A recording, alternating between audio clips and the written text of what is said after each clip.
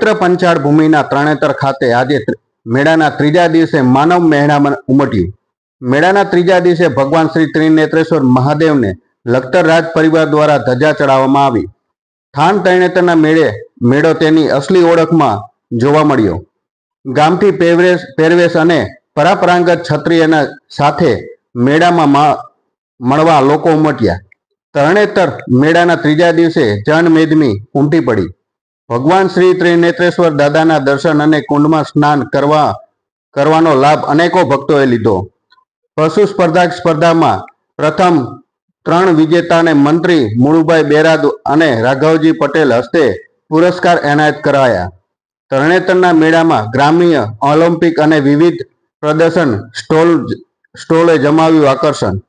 તરણેતરની ઓળખ સમા માલધારી રાસ મંડળી અને રજૂ રાસ કર્યો। તરણેતરના મેળામાં ખિસ્સા કાતરુએ લોકો થયા પરેશાન। તરણેતરના મેળાના મુખ્ય રસ્તા ઉપર ટ્રાફિકની અવ્યવસ્થાના વાહન ચાલકો થયા પરેશાન। તરણેતરના મેળામાં રાઈના ભાવ એકાએક થયો વધારો। આજ મેળાના ત્રીજા દિવસે મેળો માણવા હજારોની સંખ્યામાં જનમેદની ઉમટી પડી। ગુજરાત સરકાર દ્વારા વિવિધ ગામથી રમતોનું કરાયું આયોજન। મેળાના રાસ, રસ્સા ખેંચ, લાઠી દાવ, કુસ્તી સહિતના રમતો કરવામાં આવ્યા। બસ અમારા દાદા બાપુએ જેનો જીર્ણોદ્ધાર કરેલો છે મંદિરનો, અને એ મંદિર ઉપર અમે જ્યારે ધજા ચડાવી છે તો અમને બહુ આનંદ થાય છે કે આટલા વર્ષો પછી પણ આ પરંપરા એમને એમ ચાલુ છે, અને હજી પણ મહારાણા કરણસિંહજી બાપુને બધા યાદ કરે છે, એટલે એ અમને ગર્વની વાત છે અમારા માટે। અને 450-500 વર્ષથી લખતર રાજની અંડર આવતું થાન, અને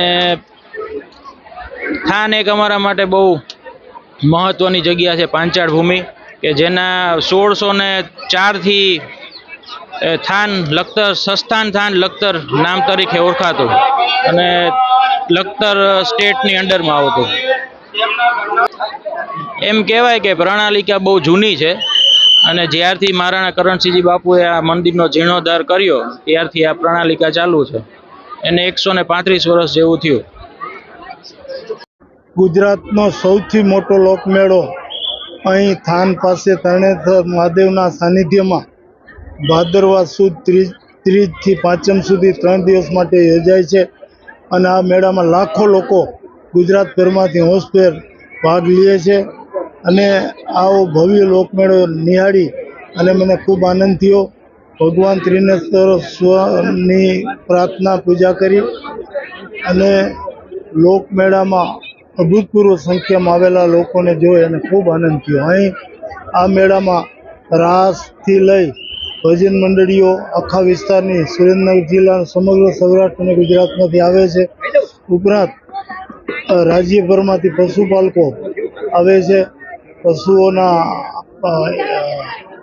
શ્રેષ્ઠ પશુની હરીફાઈ પણ યોજવામાં આવે છે, એમાં મોટી સંખ્યામાં પશુપાલકો ભાગ લે છે।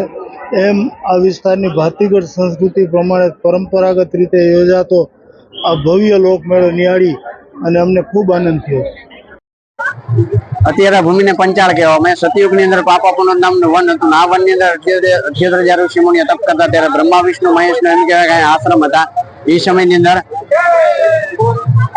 આ જગ્યા ઉપર વિષ્ણુ ભગવાન પૂજા કરવા આવતા। 1008 કમળ પુષ્પ લાવીને પૂજા કરતા। એ સમયની અંદર વિષ્ણુ ભગવાનને ગર્વ આવી ગયો, મારા જેવું પૃથ્વીની ભગત નથી।